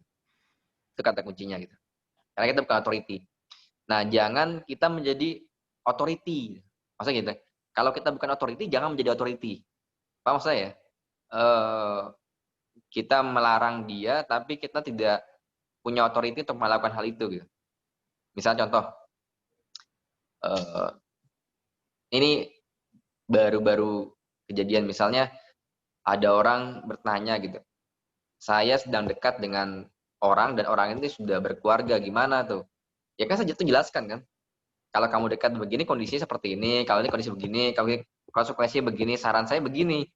Tapi dia tetap mendekat gitu. Apakah saya bisa larang? Dalam konteks saya bukan otoritas dia, maka saya nggak bisa larang gitu.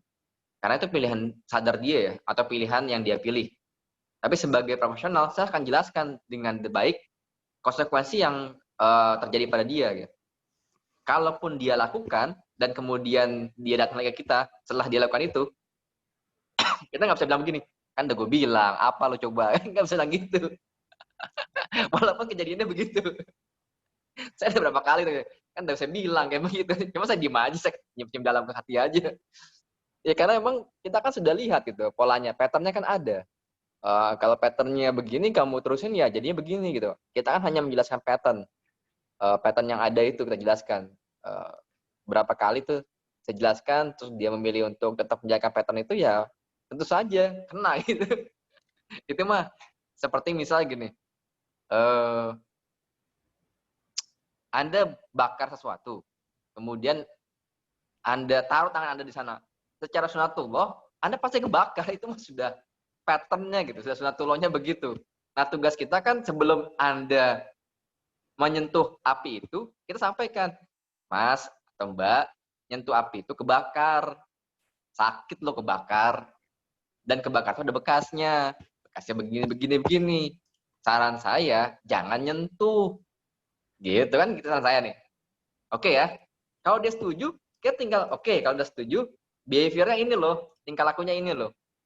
Anda harus lakukan ini gitu. Kalau dia nggak setuju, Mas, saya tahu api itu kebakar, cuma saya pengen ngerasain, ya monggo gitu. Mas, saya nggak bisa larang karena saya bukan otoritas. Kecuali saya otoritas. Paham saya otoritas ya? Saya otoritas bilang gini, saya adalah pemadam kebakaran. Orang itu mau bakar, saya larang. Saya tangkap orang itu.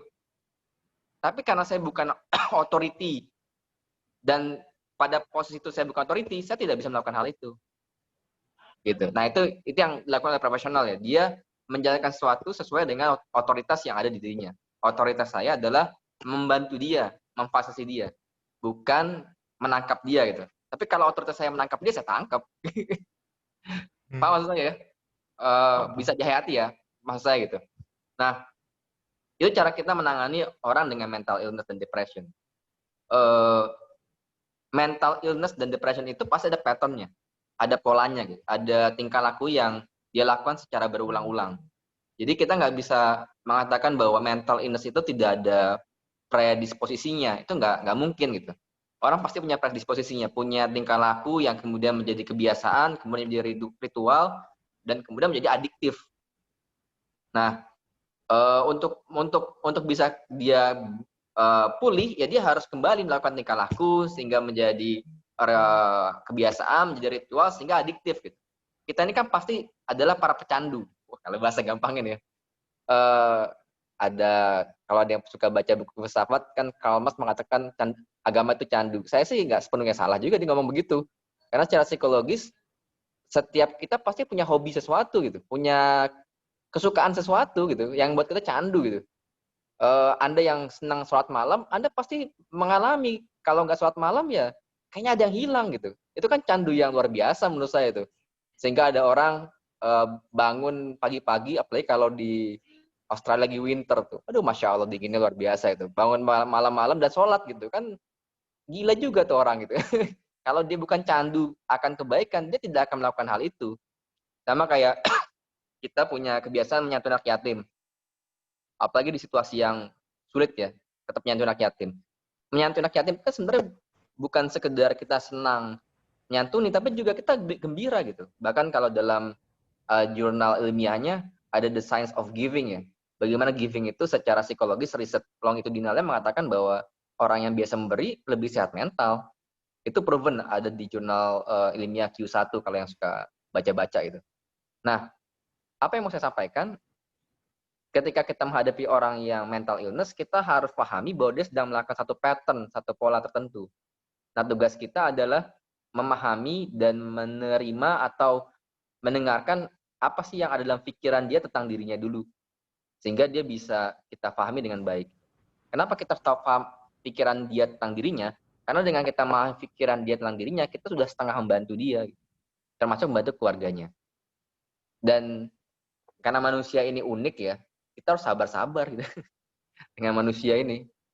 Kadang situasinya tuh cukup lucu ya. Maksudnya lucu tuh, pengalaman praktis saya mengatakan manusia tuh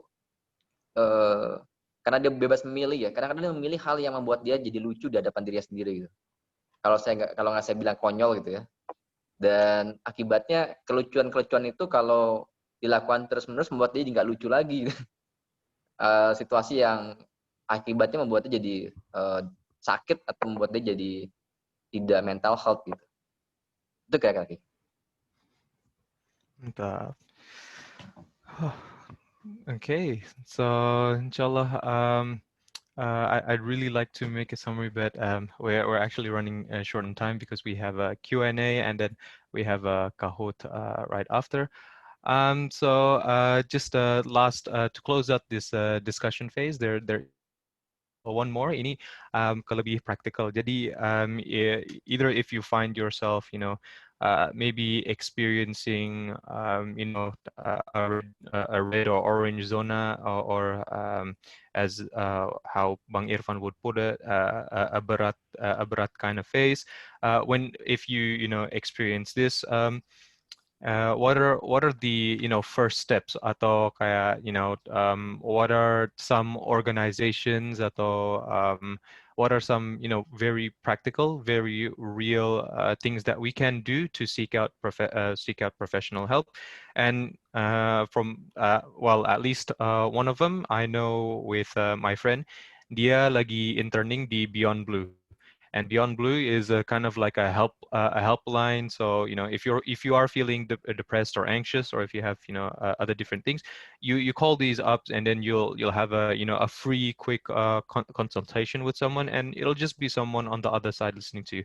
But maybe if Bupoda can tell us, are there other different things other than just going to your GP or to your psychiatrist? And maybe Bang Irfan, you can reveal what can you do if you do find yourself in Indonesia and in that situation.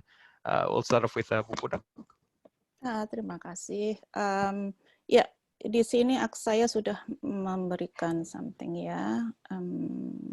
Ya, kalau misalnya ya sekarang kita kembali ke zona-zona tadi ya. Maaf, saya pakai zona saya dulu.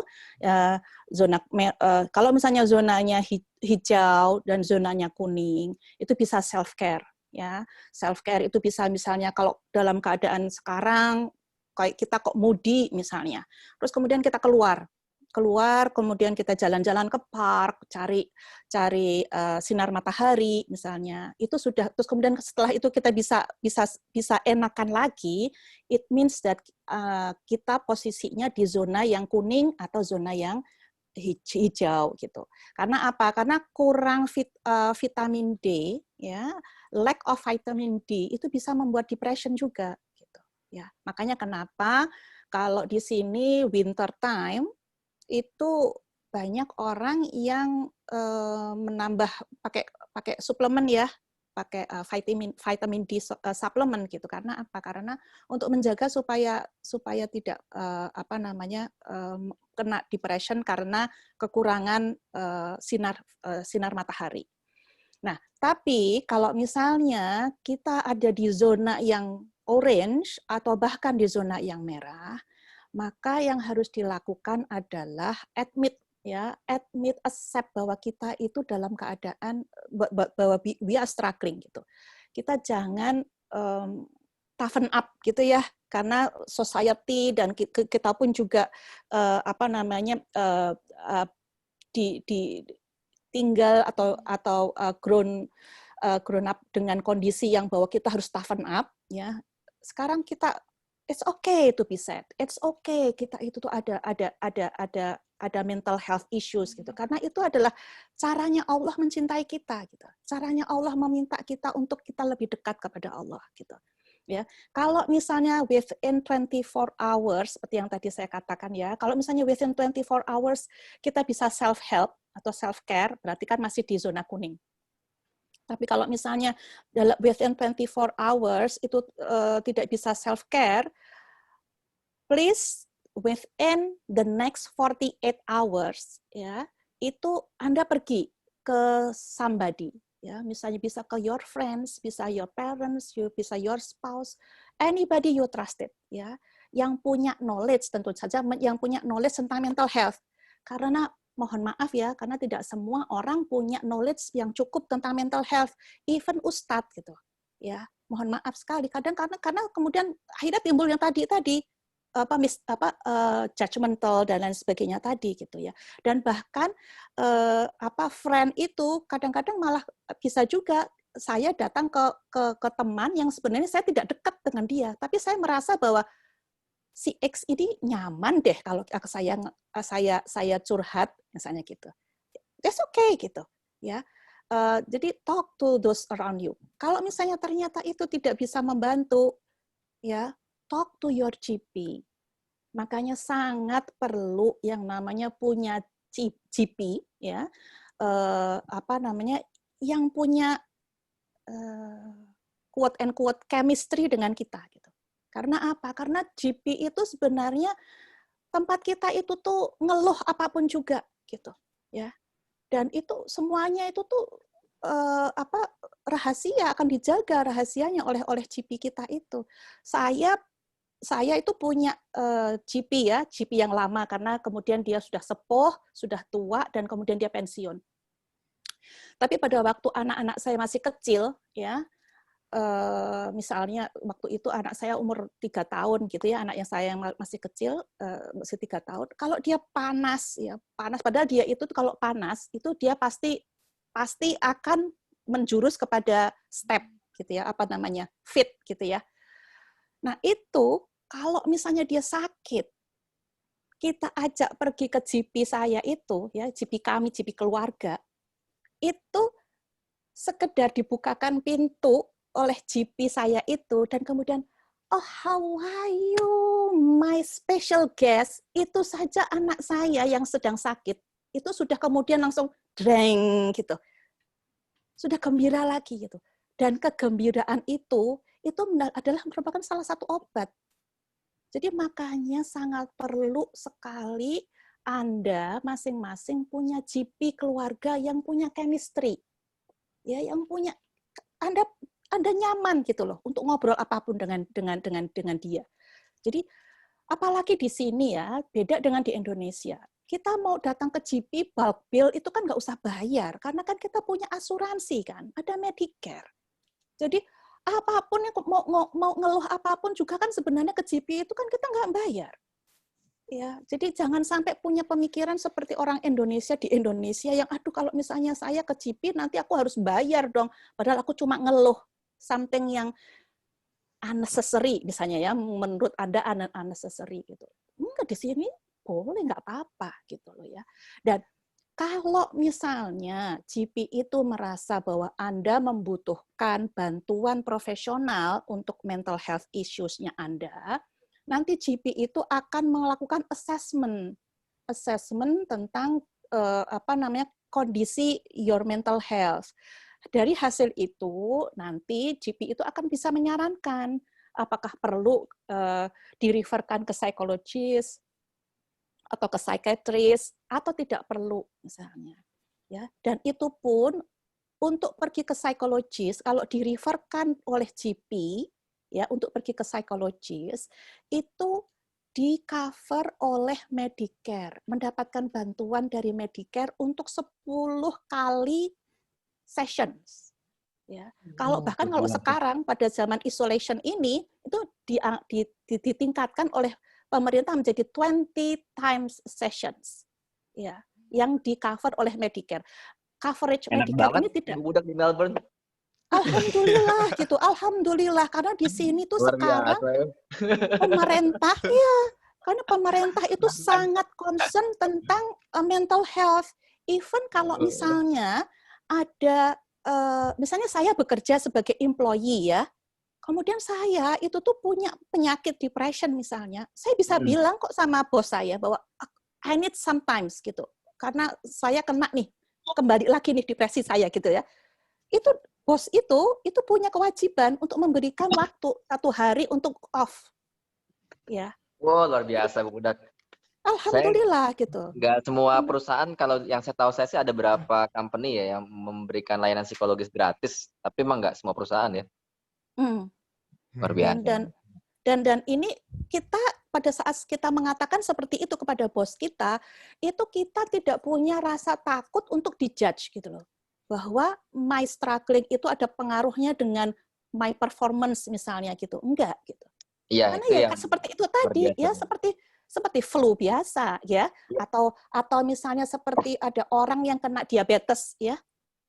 Itu kan seperti itu ya. Betul. Kondisinya tuh kan up and down, atau asma misalnya sama gitu seperti itu. Sehingga di sini Medicare itu di-cover meskipun coveragenya tidak total ya, tapi alhamdulillah dari 200 sometimes sekitar $200 per session ya for 1 hour itu bisa di-coverage. Kita misalnya hanya membayar sekitar, saya lupa ya, bayar berapa ya? Mungkin sekitar $70-nya atau berapa gitu. Ya, jadi more than half gitu. That's a lot cheaper than $200. Iya, makanya harus ke GP karena ada suratnya gitu loh. Surat yang mereferkan untuk bisa mendapatkan coverage dari Medicare gitu. Bisa juga selain itu bisa juga pergi ke call support line ya. Misalnya ya iMercy, alhamdulillah sekarang ada accredited Islamic chaplain ya, seperti saya gitu ya. Saya itu untuk 400 hours saya harus belajar tentang masalah mental health gitu. Meskipun nanti saya mendapatkan jatah ke misalnya jadi prison chaplain misalnya, saya harus tahu tentang mental health dia. Atau misalnya saya jadi hospital chaplain, saya harus tahu tentang mental health pasien yang sedang saya hadapi. Atau misalnya kalau saya kan berhadapan dengan family violence, korban-korban family violence dan anak-anaknya itu kan sangat terpengaruh dengan mental health issues-nya karena kondisi trauma dia misalnya. Kita harus paham gitu untuk hal seperti itu. Atau bisa juga call Hayat Line ya, jam kerja ya. Hayat Line ini adalah line mental health line pertama di Australia yang dimiliki and run by Muslims, ya, Muslim psychologists. Ya, ini Hayat Line ini kantornya ada di Sydney, tapi coveragenya untuk seluruh Australia. Selain itu bisa telepon ke Lifeline Australia, bisa juga ke Beyond Blue seperti teman Zaki tadi ya, atau Headspace. Headspace itu jadi kita ada kayak semacam apa ya namanya itu kalau gitu ya, kok jadi lupa apa ya, kayak ada ngobrolnya yang ngobrol seperti Zoom seperti inilah gitu ya, konsultasi seperti ini gitu. Jadi alhamdulillah di sini itu sebenarnya masyarakat pemerintah itu sudah mensupport. Sekarang masalahnya adalah masyarakat harus merubah konsep tentang mental health itu seperti apa. Mental health issues itu sama seperti sakit diabetes, seperti sakit flu, seperti sakit asma dan lain sebagainya. Ya, and your struggle doesn't doesn't relate to your performance, your iman. Gitu. Itu aja mungkin. Fantastic. Alhamdulillah, it seems that Melbourne has quite a lot of options if we need anything, and Yeah, even the alhamdulillah. professional ones itu, even though not super cheap, we are being taken care of by our government. So, Bang Irfan, perhaps if you could touch on this, kayak what are the options for orang Indo and perhaps some of the international students? But we'll try to Saya keep it sih, concise. Takutnya kalau nggak ada di waktu. Jakarta atau Jogja, kita bisa datang ke puskesmas, terutama puskesmas kecamatan ya. Jadi sekarang itu psikolog dan psikiater itu ditempatkan di puskesmas kecamatan untuk Jakarta dan Jogja. Secara umum, memegang kartu BPJS itu diberikan free untuk layanan gangguan jiwa, termasuk depresi, psikosomatis dan segala macamnya. Jadi selama Anda memegang BPJS, yang kalau Anda kerja di Indonesia, Anda pasti punya BPJS Kesehatan, itu Anda free untuk mendapatkan layanan jiwa dengan datang ke Vaskes pertama. Vaskes pertama itu puskesmas bisa, klinik pertama bisa. Nah, itu nanti Anda akan dapat referensi ke psikiater, baik itu di puskesmas kecamatan atau di puskesmas tingkat atau RSUD. Kalau RSUD pasti ada. Jadi hampir semua RSUD itu pasti ada psikiater atau psikolog. Berapa harganya? Setahu saya kalau di Indonesia itu sekitar 250.000 sampai 400.000 satu sesinya. Jadi untuk ukuran Melbourne mah murah ya. Untuk ukuran Melbourne ya. Jadi sekitar 250.000 sampai 400.000.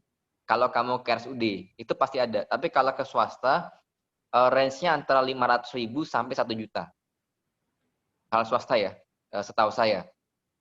Itu baik psikolog klinisnya ataupun psikiatri jiwanya. Relatif juga lebih murah sih ya. Nah, jadi fasilitasnya sebenarnya sudah ada, tetapi mungkin tidak informasinya nggak semasif di Melbourne ya. Jadi memang ya kita harus yang aktif gitu. Dan BPJS seperti yang Anda tahu tentang birokrasi Indonesia membutuhkan kesabaran untuk Anda bisa diperiksa gitu. Jadi itu juga hal yang lain gitu. Nah, kalau saya setuju dengan chat di sini tentang Adista ya, @ibunda.id. Sekarang itu banyak IG yang memberikan servis psikolog dengan harga sangat terjangkau. Mungkin sekitar 200.000-an atau 300.000-an dan psikolognya bagus gitu. Maksudnya psikolog yang memang punya surat izin praktek dan terbukti mampu menangani. Biasanya psikolog-psikolog ini sama kayak GP di sana gitu. Jadi mereka akan terima dulu. Kalau mereka bisa selesaikan, akan diselesaikan. Kalau mereka tidak bisa selesaikan, mereka akan refer kepada psikiater atau psikolog yang lebih senior.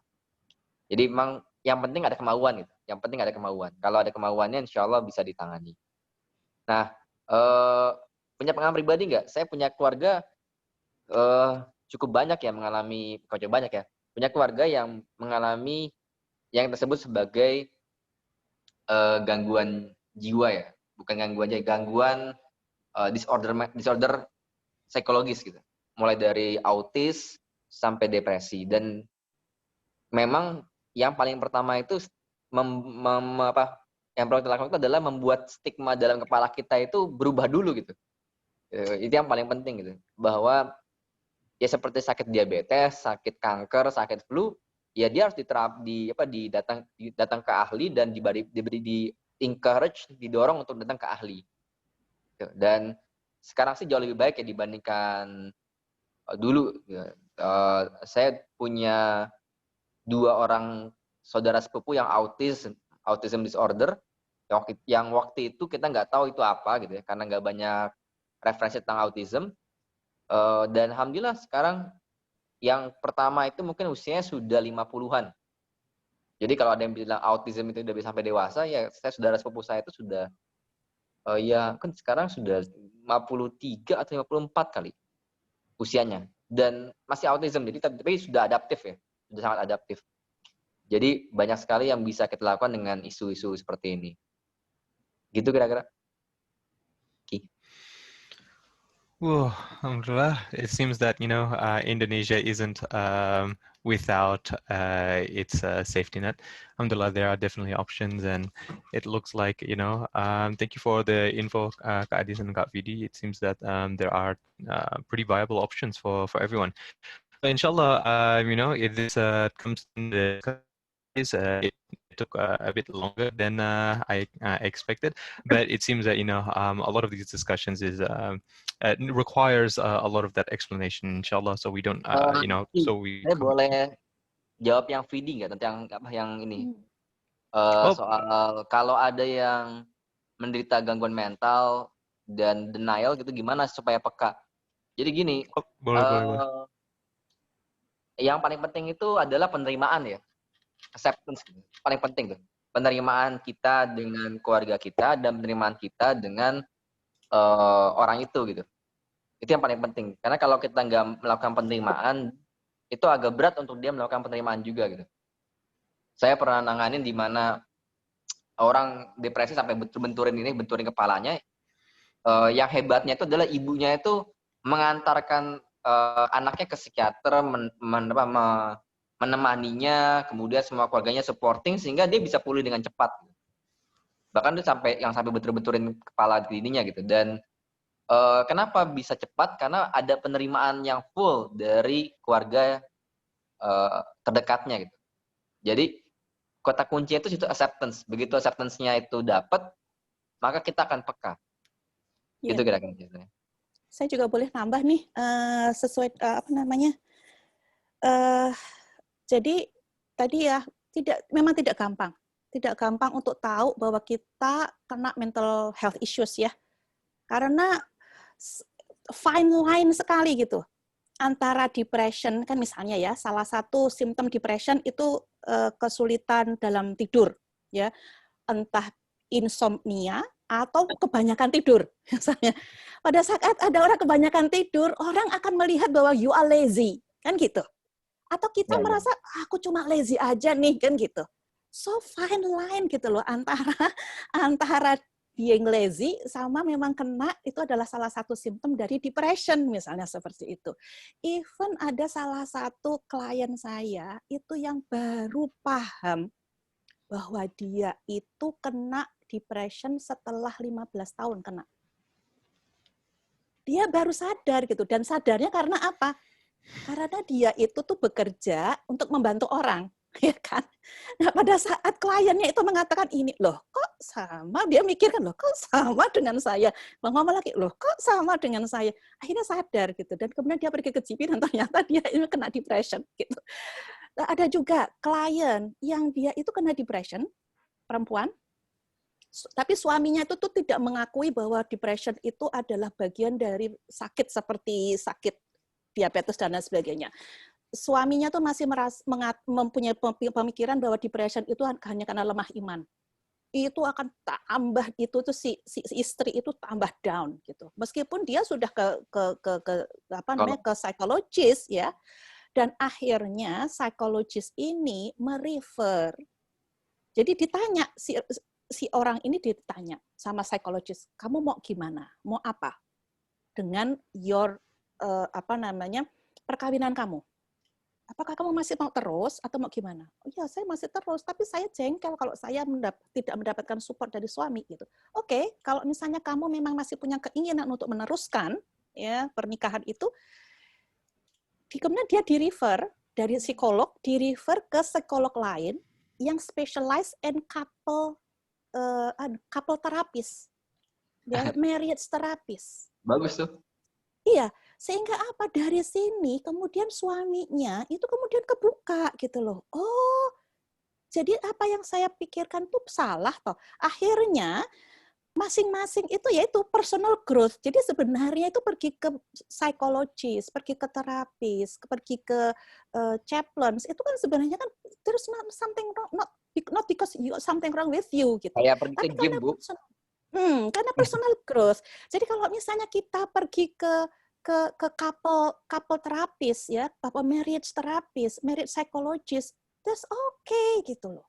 Dan ini malah kemudian masing-masing itu akhirnya kemudian merefresh lagi pernikahan mereka itu seperti apa. Merefresh lagi untuk menambah, oh iya ternyata aku tuh seperti ini, aku harusnya seperti ini. Oh harusnya aku itu tuh mengatakan seperti ini supaya dia tahu hal seperti itu gitu. Dan ini memang seperti kata Bang Irfan tadi, butuh semua orang, seluruh dari lingkungan kita untuk mensupport. Karena apa? Karena some mental illness itu bisa sembuh, tapi ada yang itu tuh we have to live with that. Iya. Misalnya bipolar, ya bipolar nggak akan bisa sembuh gitu. Tapi kalau misalnya semua dari keluarga dan masyarakat support, alhamdulillah itu akan nanti kalau misalnya lagi terkena akan mudah gitu karena udah tahu apa yang harus dilakukan. Jadi mudah-mudahan dengan apa yang kita bahas sekarang kita menjadi lebih aware gitu, lebih wise lah ya, lebih bijak. Tidak gampang ngejudge orang gitu. Ya karena semua itu kita nggak tahu. Orang tersenyum dengan orang yang tiba-tiba kemudian ternyata di balik senyumannya itu dia punya masalah depression misalnya, kita nggak tahu. Ya karena mental illness itu adalah invisible. Jadi please be empati ya. Empathetic kepada orang lain. Jangan ngejudge kepada orang lain. Itu aja kali ya. Terima kasih. Alhamdulillah, it seems that we've already moved on to the Q&A phase with that rather very smoothly. Alhamdulillah, but it's really good that the audience gets to interact with our speakers, and it seems that our speakers are very excited to answer your questions. So I have a third one. It was sent through me privately. So, which is, I find a very interesting question. So, and I believe knowing this person, it seems very personal in terms of it. So, so this person asks, kapan kita tahu di saat kita perlu di reach out? Seberapa sering perlu ngelakuin mental check? Dan bisakah kita menjadikan salat sebagai mental control kita dan how? Saya jawab dulu ya Bu Budak ya. Ya, mangga. Sama kayak check up kesehatan 6 bulan sekali. Gitu. Iya, kita harus biasakan ngecek fisik sama ngecek mental tuh at the same seperti hal biasa gitu. Kalau dokter kan mengatakan ceklah kondisi tubuh Anda per 6 bulan sekali. Ya menurut saya per 6 bulan sekali udah bagus. Ya itu yang ideal ya. Setahun sekali oke lah. But what if you don't do regular checkups? Nah, gimana kalau you just check kalau you feel like you're sick? Jadi gini, apakah sholat itu bisa sebagai check up rutin? Bisa, sangat bisa. Sangat bisa. Jadi justru orang yang mengalami mental illness itu karena orang yang tidak melakukan refleksi diri, self reflection, itu lebih vulnerable untuk mengalami mental illness. Gitu. Jadi lebih vulnerable ya. Kenapa? Karena proven di semua riset itu self reflection itu membuat Anda lebih resilience, lebih acceptance, lebih dan kalau Anda lebih resilient, lebih acceptance, Anda akan lebih mindfulness. Dan kalau Anda lebih mindfulness, Anda akan lebih tenang hadapin suatu situasi yang yang buruk. Anda akan lebih happy, lebih well-being. Gitu. Dan suatu harusnya memang ngecek semua itu, gitu. Ngecek kondisi Anda, gitu ya, baik secara fisik maupun secara mental. Nah, regularly berapa? Kalau saya sebagai psikolog, biasanya kita regularly datang ke psikolog untuk kalau bahasanya peer session ya. Peer session itu bisa per 6 bulan, per setahun gitu, per session gitu. Ngobrol aja. Jadi peer session itu bukan sekedar bisa Anda Kalau contoh ya, kalau di kita ada Rorschach test ya. Rorschach test tuh kayak MRI lah kalau Anda di fisik tuh kayak MRI karena di dalam sekali itu dan tidak semua orang bisa melakukan Rorschach test. Tapi kan MRI itu dalam ya. Kan Anda cuma bisa di stetoskop doang, tek tek tek gitu ya. Nah, stetoskop itu kan seperti ngobrol aja. Ngobrol dengan orang yang Anda anggap cukup ahli di mental health, dan kalau obrolan Anda dengan dia itu normal bebek saja ya Anda oke gitu. Saya setuju dengan Bu Pudak, kalau di Melbourne sih rasanya keterlaluan banget kalau tidak dimanfaatkan fasilitas yang begitu melimpah ya. Ada GP, ada layanan hotline yang banyak sekali gitu. Kalau di Indonesia, saran saya sih sekarang sudah banyak layanan hotline untuk depresi dan segala macamnya, dan bahkan sudah ada self-assessment. Jadi sudah ada self-assessment, Anda tinggal googling aja, self-assessment depresi, self-assessment anxiety. Itu ada tingkah laku yang bisa Anda assess ke diri Anda. Kalau Anda di bawah 4 atau di bawah 3 gitu ya, itu Anda baik-baik saja. Jadi gini, mengalami 1 tanda depresi, itu oke. Seperti kata Bu Budak, ada 4 zona itu ya, kalau saya di 3 zona. Mengalami 1 tanda depresi itu masih oke. 2 juga masih oke. Nah, yang bahaya itu kalau lebih dari 4, nah itu Anda mesti ke ahli. Kebayang ya apa yang saya sampaikan? Iya, boleh nambah? Silakan, Bu. Iya. Kalau apakah sholat itu sudah bisa? Ya tergantung tadi itu ya, zonanya di mana. Kalau zonanya kuning, masih bisa self care, ya bisa gitu. Tapi kalau misalnya udah zonanya orange, bahkan zonanya merah, ya sholat aja itu tuh nggak bisa gitu ya. Jadi just think about this one. Kita itu tuh seperti, for example ya, kayak anak saya suka analogi ini. Kita itu seperti a boat, ya, perahu, in the middle of the ocean. Kemudian kita itu diserang oleh badai, ya. Coba bayangkan kalau kita nggak punya anchor, punya apa tuh namanya, jangkar, ya, anchor, itu kan kapal itu kena badai itu kemana-mana kan, drifted away gitu kemana-mana. Tapi kalau misalnya kita itu tuh punya anchor, even though we are just drifted, tapi nggak akan sampai jauh karena ada anchor di sini. Nah, kita itu Islam, agama kita itu anchornya ini, but not the only one gitu, not the only tool gitu. Karena apa? Karena orang yang ada di boat ini, di perahu ini kan masih do something else kan, misalnya put the life jackets, kemudian menggulung layar, masih dipegang itu yang namanya setirnya dan lain sebagainya. Sama seperti ini gitu. Jadi kalau misalnya zonanya itu kita ada di zona orange sama zona merah, ya nggak bisa cuma sholat itu menyelesaikan masalah. Harus membutuhkan bantuan secara profesional. Tapi memang agama itu bisa menjadi anchor. Tapi itu hanya salah satu saja. Gitu. Tapi kalau misalnya masih di zona kuning atau zona hijau bahkan, ya kan kita masih bisa self care kan gitu ya. Jadi it depend on where you are. Dan kalau misalnya lazy, kalau misalnya tidur terus ya, tapi cuma sehari 2 hari ya nggak apa-apa. Tapi kalau tidur terus dari jam misalnya dari setelah subuh tidur lagi, bangun nanti zuhur, sholat, kemudian tidur lagi karena merasa capek, ya.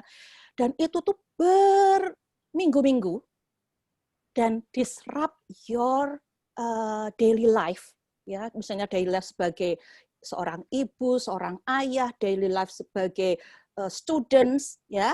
Nah, kalau sudah seperti itu, pergilah ke GP untuk bertanya, minta untuk di-assess mental health-nya itu, gitu loh. Jadi kalau misalnya itu udah disruptif, itu bukan laziness lagi, gitu. Intinya adalah seperti itu, gitu. Dan kalau untuk kita yang kehidupan sehari-hari, gitu, mungkin setahun sekali nggak apa-apa lah, gitu ya. Sama seperti pada waktu kita pergi health check up yearly, gitu ya, ke dokter.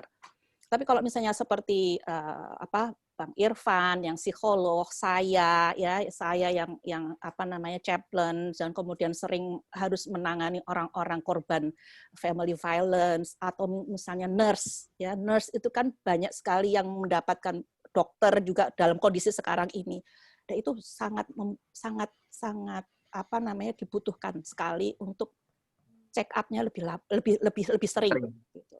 Ya, karena we can pour water to an empty cup kalau kita sendiri empty, gitu intinya. Ya, sama seperti seorang ibu, misalnya Vidi sekarang punya baby, ya. Kalau misalnya nanti ya nanti sudah bisa di isolation itu di ease, ya, agak dibuka sehingga bisa pergi ke mall, ya. Itu Hanif ya paksa si Vidi untuk pergi, untuk jalan-jalan sendiri, and you Hanif yang pegang babynya. Karena apa? Ini adalah bagian dari mental health-nya Vidi gitu. Itu sama seperti saya dulu itu di Indonesia, anak-anak saya masih kecil, bayi dan umur 5 tahun, saya nggak pernah punya pembantu rumah tangga. Tapi ibu saya itu sangat mendorong saya untuk keluar rumah tapi tidak untuk kerja, keluar rumah just for fun. Anak-anak ditinggal. Awal-awal memang, I can't do that. Yeah, of course, you couldn't do it. Tapi harus. Karena apa? You can give your love to others. Kalau kamu nggak love to yourself, ya itu. Jadi itu ya, Hanif. Karena itu harus saling support antara suami dan istri. Bukan cuma sebenarnya perempuan tuh harus ini. Enggak, saling support. Mubadalah, kesalingan antara suami dan istri. That's it. Ya. Yeah. Alhamdulillah, that's very nice and very happy. We can see Arshad on the camera, and I think it's something that we can definitely learn from as guys. I feel as though even though we might not be married now, we'll eventually be, and we can take this as a form of indirect experience. I mean, so there's one more that quite interesting in terms of the question. Let me quickly find it. So okay, it's it ties back to in gimana like those methods of identifying if you have depression or not. So it's he asked apakah okay to go to these support line such as the Beyond Blue, Lifeline Australia as a preliminary screen, or is it essential untuk melibatkan family support from the very beginning? So if any can take it from you, take the question. So. Boleh saya? Boleh. Iya, kalau untuk yang misalnya Hayat Line, Beyond Blue dan lain sebagainya, itu adalah sesuatu yang something yang kita nggak bisa tunggu lagi gitu. Jadi for example kena anxiety sampai nggak bisa napas misalnya, ya. Kita nggak bisa pergi ke GP kan, kita nggak bisa pergi ke psikolog right away, ya kan? Nah itu bisa untuk call Beyond Blue, call Hayat Line dan lain sebagainya. Tapi kalau masih bisa kita bertahan dalam tanda kutip ya itu lebih baik kita ke GP dan kemudian minta untuk health assessment yang formal ya.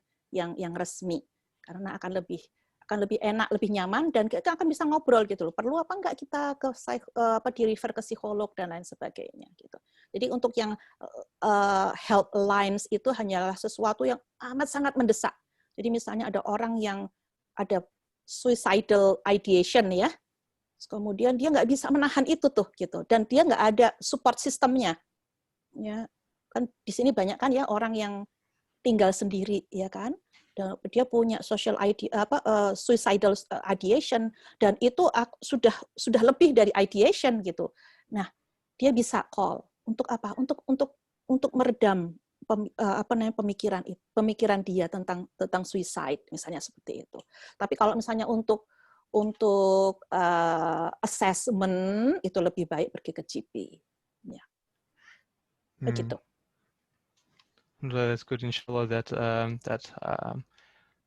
the question is satisfactorily answered. I think it's pretty good to see it, to see these professionals, and you know, it's good to always have these as kind of like a last net, and it's a good safety net. But definitely you should seek out these professional help. So if anyone has wants to ask their own question, please, you have the floor. Inshallah, we'll spend 5 more minutes for the Q&A. So I think this one will be the last question before we move on to the last event, which is the Kahoot. Tadi Jack saya ngasih ke Mbak Atika kalau di Indonesia kemana Anda mau bikin hotline-nya ya. Saya kasih ke Mbak Atika linknya, bisa dibuka itu. Termasuk ibunda.id juga salah satu dari yang direkomendasikan oleh mereka ya. Nanti linknya bisa diminta ke Mbak Atika. That's good one. Yeah. Beautiful. Anyone else? This will be the last opportunity to ask in terms of the Q&A.